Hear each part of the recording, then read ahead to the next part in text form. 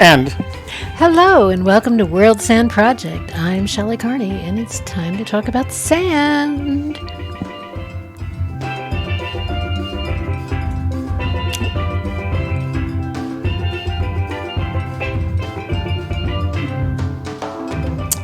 which by now should be your favorite subject at cocktail parties. My name is Toby Younis, and we have our first World's Sand Project giveaway today. So stick with us. We'll tell you all about that.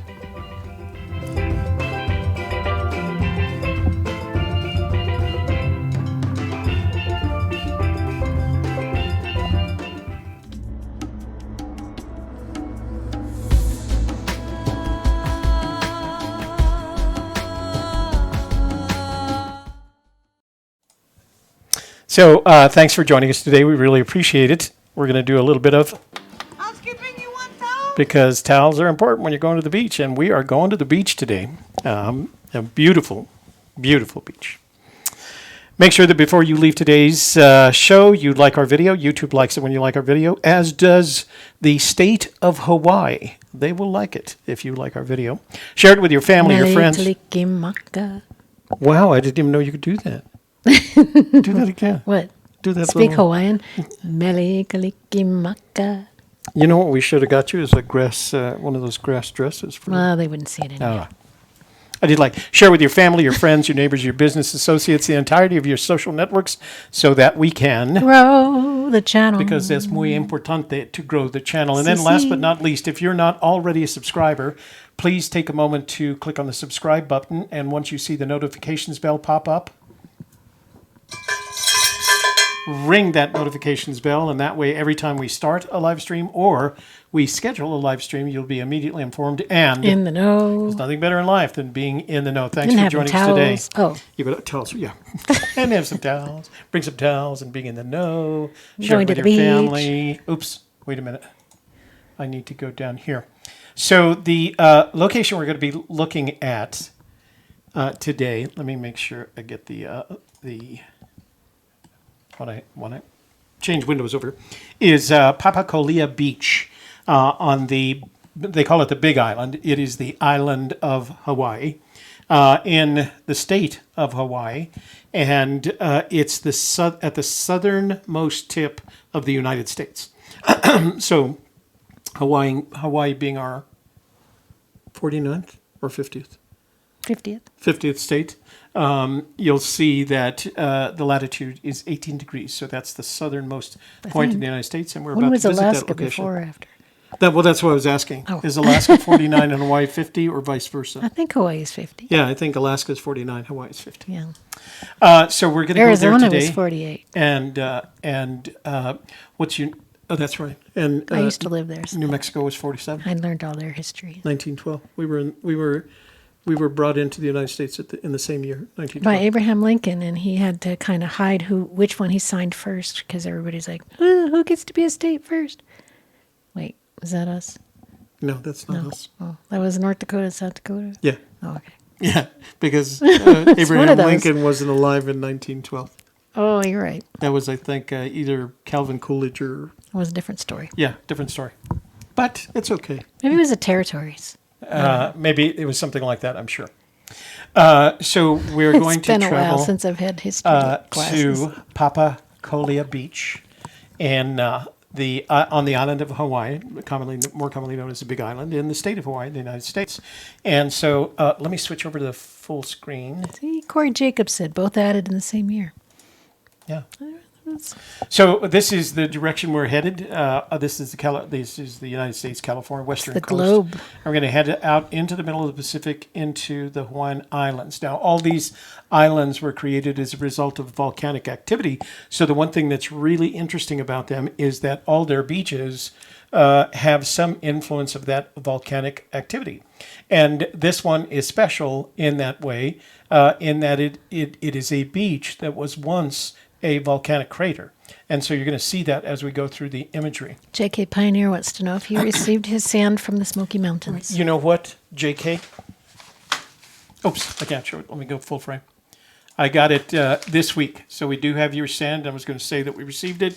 And you're in line. Of course, we've got a number of sand projects in front of you, but we'll let you know before we actually, oh, we don't want to see that. Before we actually Let's just share his address actually with put it on the everybody. show. We don't want to do that, do we? I'm terrible at that. I know. I don't intentionally dox. Okay. We're gonna have to So, be careful this afternoon. We got kids gonna come watch our show. Oh, that's correct. We Yes. are. So these are the Hawaiian Islands. This, as I said, is the location that we're going to be at. It is the island of Hawaii, but most people call it the Big Island. So if you've never been to the Hawaiian Islands, you should at one time in your life visit them. They are beautiful. They are very touristy. They've gotten progressively more touristy. I visited them in the 70s, 80s, and 90s.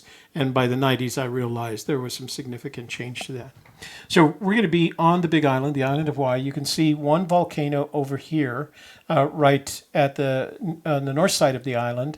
And then all this is lava trails, trails. Actually, they're by the time they're outside of the Earth, they're called magma. Or is it vice versa? Lava and magma. So inside they're called magma, outside they're called lava.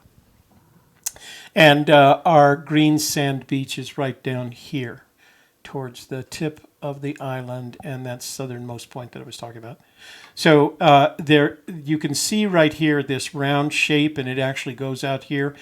What we're looking at was once a volcano, and what has happened is the southeastern edge of the volcano has eroded away, and the beach that you're about to see, the sand from this beach that you're about to see, is actually the result of volcanic action, and then it cooled down, and as the waves eroded the basalt away, the lava away, what was left was these beautiful crystals, because they are a form of quartz. They call them olivine, and I think You're I've gonna show pictures. yeah, we are going to show pictures. Okay. Okay.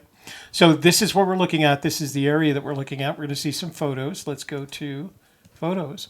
And the first part of this is a drive. Now, I'm going to advise you that if you ever head out this direction, you're going to drive. It's about an hour, maybe hour and a half drive.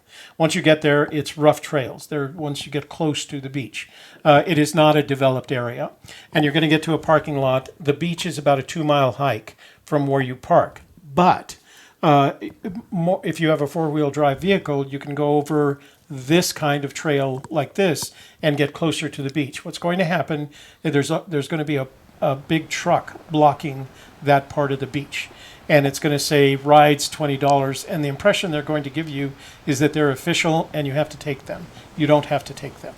You can go around them onto this trail, and there's a parking lot literally right above the beach. And I'm going to show you that when we go to 3D. This is the beach as you're approaching it from, this would be the southwest. And that green is an enhanced green. The green sand is way, way down here, and it doesn't show up like most sand. It's just a darker colored sand that has the green crystals in it. That's a drone shot that was done by Griffin, and not my grandson Griffin, but it was a very nice shot. I thought I'd add it to the list. And this is a handful of the green sand, and again, this is enhanced. It's not quite that green in your hand because you don't see the crystals that well. You'll see them under the microscope. But as you can see, as I develop the pictures, you can see that they're very green crystals. Now, what was interesting about this particular sample is that a lot of the crystals were big. A lot of the grains were larger than our 2-millimeter maximum for sand. So a lot of them didn't make it through. I had to go with it because it was a very small sample, as you can see. This is them in the little bowl. That square behind the bowl is 1 inch by 1 inch. So I use a little quartz bowl to put them in. And I have, here's how we divided the samples. I put one in the quartz bowl that we're going to see under the stereo microscope. These 2 samples will eventually return to the jar. But as you can see under, and this is corrected to daylight, under daylight you can see this sand is very obviously green in its color. That's a kind of high level vision of it.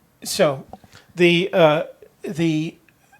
dark grains are, of course, basalt. They're broken out of basalt is a igneous rock, and it's primarily what you find in Hawaii because it comes from Hawaii, as I said earlier, is all built on volcanic action. And any one of these small grains of sand that you see in that color or multiple colors in them are basically weathered basalt. The white grains, on the other hand, are probably more natural. They're some form of calcium carbonate. Let me zoom in right here a little bit further. And I'm just trying to make sure it's centered in there. So that's a calcium carbonate, and that is likely from a broken piece of seashell or spine. I saw one in the entire sample, one that looked like a forearm, but this olivine is basically ultimately, if you were to break it down, it's silicon oxide, and it's got a little bit of chromium I in it. want you to zoom in on the red, whatever the red was. Okay. Let's see if I can get back to it.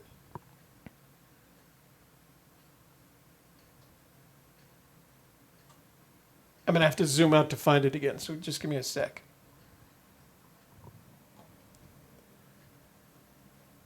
See, purple. So there's one there that's got a little bit of red in it. Let me see if I can find one. I thought I did see one that had a lot of red in it. Let's see if we can get to it. That one there? On the edge there. So that's the lip of the bowl. That's what you're seeing. So let's zoom in on that for you guys. And again, this is a two-step process. I have to zoom in, and then I've got to focus, and then I have to adjust. Kind of a caramel color. Yeah, it's kind of a caramel color, and you could look, and it's been eroded, and that looks more like shell material to me than it does stone. But I can't guarantee it. Or amber. It could be amber. So here's one of those pieces of olivine that is dominant on the beach. I get it right here in focus. So we have a very shallow depth of field and all this right now, but you can see it's very good. And again, that's just a grain of sand. I'm going to turn it this way, and let's see if we can get a better grain. There's one of the grains of basalt, the dark one. And then they start looking, these things with little holes and lines in them, they're natural. And the reason is the holes and lines come from miniature. Is that quartz? Because it's very iridescent looking. No, it isn't. That's calcium carbonate. That white. Now, as I said, the olivine is, and there's something that, that's more calcium carbonate than anything else. That's not rock. Tony Russi wants to know, does the whole beach look that green? Or is it just that little area? It is, when you're there, it looks more like it's gray than it does green. You can't see the green until you pick it up and actually magnify it the way we have done here today. And that's just because your eyes will even out the colors into something that's neutral for your eyes. It doesn't pick them up until you pick up some of the sand and you look at it, because it's still sand grains. These aren't pebbles, right? They're a little bit larger than the 2 millimeters, but as you can see in that image that I showed you before, they're still sand grains. So it's hard to see the green. If you were to go like the guy that was shooting the drone video showed us, if you were to fly above it, it picks up some of the green in the right sunlight. But it's hard to tell once you're there. It looks kind of gray. In the same way that, we were visiting Pfeiffer Beach last week, and it's hard to tell unless you're right by the stream that you're seeing some of that pink and purple sand. So, but it's as usual to me, I know I probably say this way too often. To me, they're just beautiful because they look like they all look like gemstones, little miniature gemstones. And I always feel like I could pick one up and take it to a jeweler and say, make me a ring out of this. And of course, there's no way they could do that. That would be kind of neat if you could. I liked this one because it showed when quartz fractures, the fracture is referred to as conchoidal. And that's a perfect example right there of a normalized quartz fracture, a conchoidal quartz fracture. It doesn't slip off like that. When it fractures, it leaves that kind of mark, and that's an indication. That's actually one of the ways that you identify it as quartz. So I'm going to flip over to the. Let me see if there's anything interesting. Is that the little red one they wanted? You wanted to know if it was garnet. No, I haven't seen. The last time I think we saw anything that resembled a garnet was when we were looking at the sand from the Columbia River. It seemed to have garnets in it. I didn't see anything here that was a solid red in this particular sample. And that's not really red. That's more of a, what did you call it? Amber or caramel colored. So, but I did see that same function when you see what is basically a composite, an igneous rock with all these other minerals in it. Once we look under the polarizing microscope, you can see that those are actually miniature gems in there, even smaller than the sand grain. So let me switch over to the polarizing microscope. Turn this off. And I have to take this out. Corey says they called it cleavage in science class. Cleavage, yeah. Of course, the class laughed. Yeah. Because they're children. Because it's science class. Right? Because science is so much fun. Okay, so we're going to kick out of that, and we're going to plug in the polarizing microscope and give it a second to figure out that it's there. I'll turn on the lights.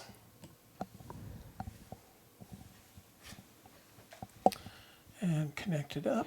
William's here. Hey, William. Says hello. So this is under the polarizing microscope, and as you can see, there's a lot more color and activity.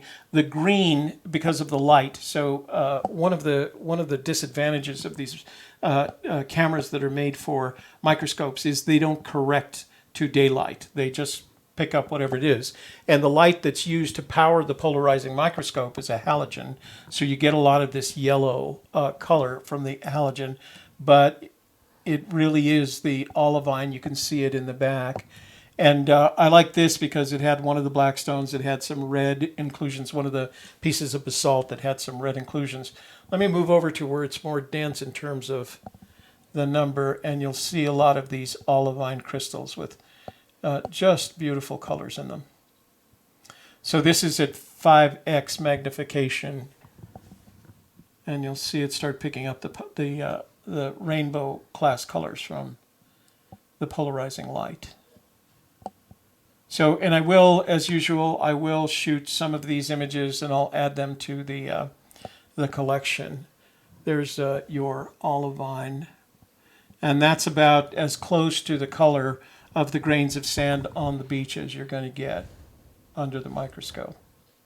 One of the advantages that we have in this particular room is that we have a lot of daylight in here. The lamps that we use to light our studio are CFLs, compact fluorescent bulbs, and they're corrected to 5600K, so they actually help us. If I turn them off, we lose a lot of the green color and they go yellow on us.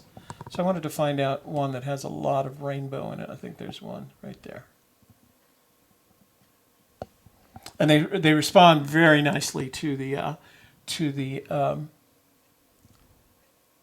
polarizing light. Let me open that up just. Humpback camels and chimpanzees. Where did that come from?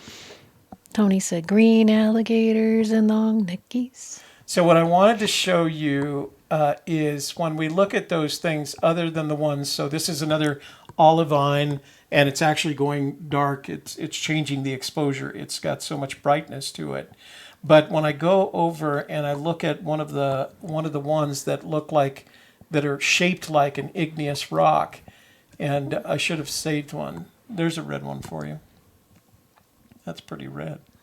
Think red. William wants to know if you're going to put the thrill of the chase under the microscope. Oh, that would be interesting, huh? Not tonight. Tonight we have a special guest. Tonight we have a special guest, yeah. So there's all our olivine in there. But what I wanted to do, let me see if I can find one now. I should have probably marked the spot. Because when you find one of those grains of sand that looks like an igneous rock, maybe that's one there. Let me see. And okay, so I think this is one, and I'll try to, let me enhance it just a little bit. Oh no, that's another olivine. That one below it. Anyway, the point that I'm trying to make is when you find one of these stones, there's one.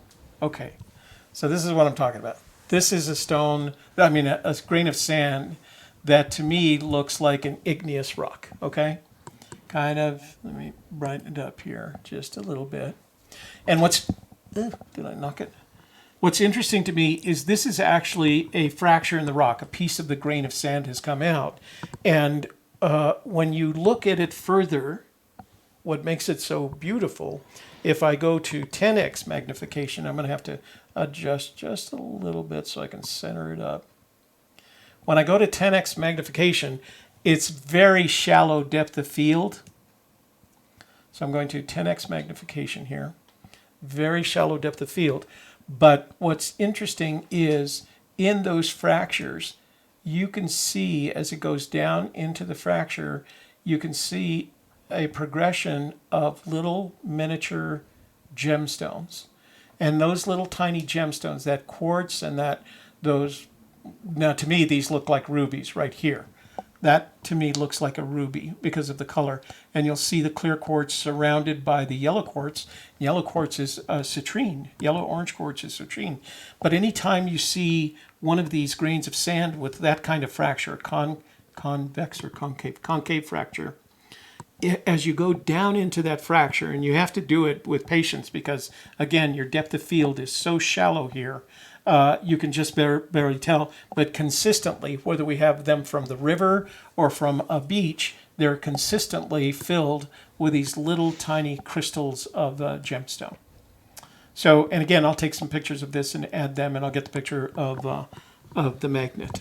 I'll show your picture one more time. So don't forget, if you add a comment to this video once it becomes published, because we're not going to count them all. You can't count the ones in the chat. Next Friday, we'll give away this image. And we're going to continue to do this. I'm going to take what my favorite image, and the light doesn't show it, but these are all the olivine stones right here. But because it's the bright lights, you can't see it. So from now on, every time we do one of our shows on Fridays, we'll have a giveaway. I'll show you what we're giving away, and I'll make a photograph of it, and we'll send it to the winner, whoever wins the comment battle. So make a comment, tell your friends to make a comment, to come and see it, and then, of course, as we said earlier, subscribe. And saying hello to Huli, and William said, can you make out if the sand is coarse or porous?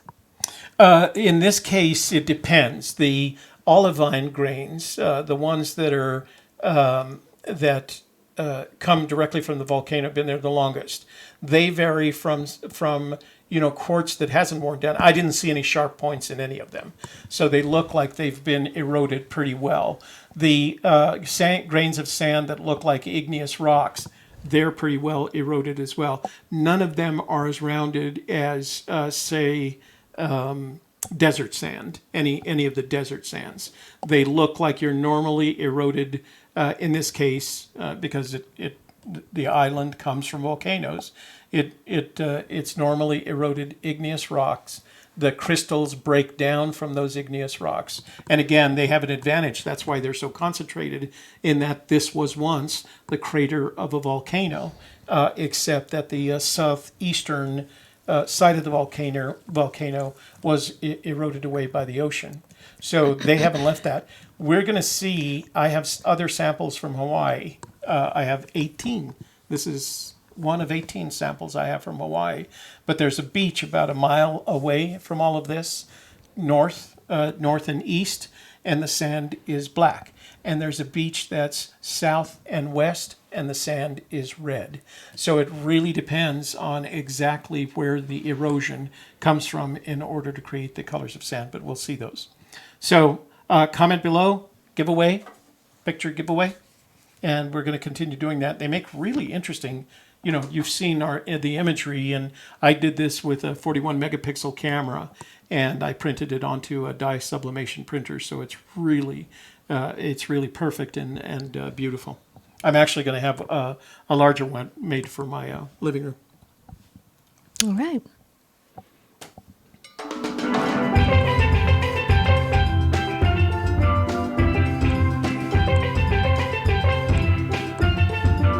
So did we decide we're doing shows on January 1st? Yes. Okay. Yeah. All right. And Thanks for being here, everybody, for checking out our sand from Papa somewhere beach on Papakolea. Papakolea Beach Yeah, in the green Hawaii. sandwich. By the way, Papakolea is the Hawaiian word for plover, a bird. Oh, A plover. yes. And we're glad that you were here and hope that you are enjoying your holidays. And we will be back again on January 1st to talk about some different sand. And of course, if you're with us for the rest of the day, we'll be on the softer side at 4 o'clock. And tonight we'll be on A Gypsy's Kiss at 7 and with a special guest. And we have special guests on both shows today. Right. We have a special guest on the softer side. We have a special guest on A Gypsy's Kiss, a storyteller. And we do have a giveaway. The giveaway that would have gone last Wednesday. So we're going to give it away tonight. So be there. Yellowstone package. Yeah. All right. Looking forward to it. Thanks for joining us tonight. Thanks for joining us today. We look forward to seeing you this evening.